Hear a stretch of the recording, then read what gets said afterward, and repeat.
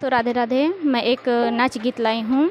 और डांस कर रहे हैं हमारे राज भैया। आप इनके चैनल को जितने लोग हमारे चैनल के माध्यम से देखेंगे, राज पियक्कर के नाम से इनका चैनल है, आप लोग सपोर्ट करना, अपना प्यार दुलार और आशीर्वाद ज़रूर देना।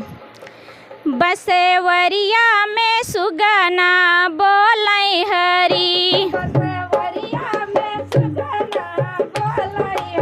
ई बसेवरिया में सुगना बोलै हरी,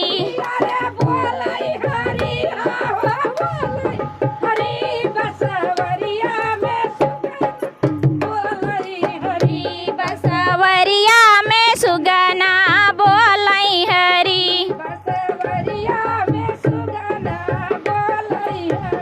बागा माँ बोलै बगैचा माँ बोलै,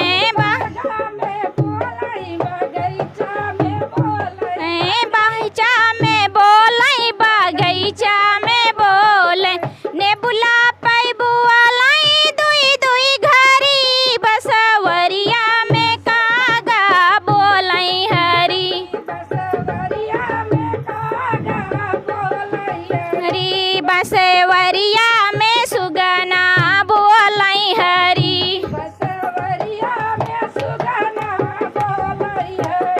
कुंवरिया में सुगना बोलै हरी, कुआना पै बोलै जगतिया पै बुआलै,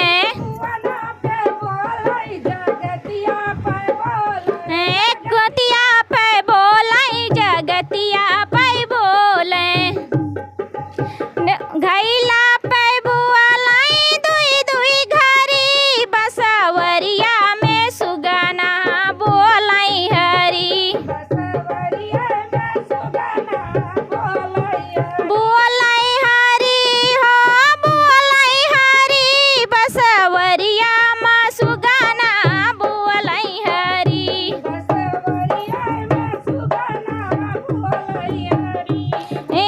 महला माँ बोलै दू महला पै बुअलै, ले महला पे बोलै दू महला पै बोलै,